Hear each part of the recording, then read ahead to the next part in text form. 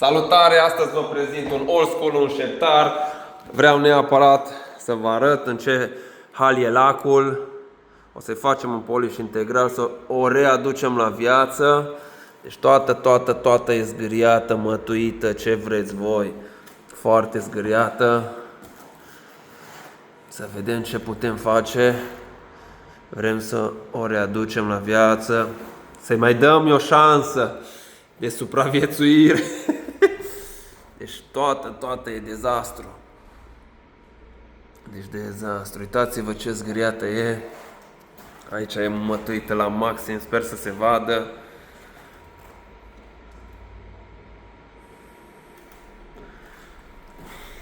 Plafon.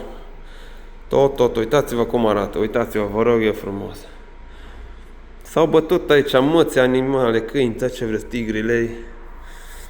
Hai să mai dăm o șansă.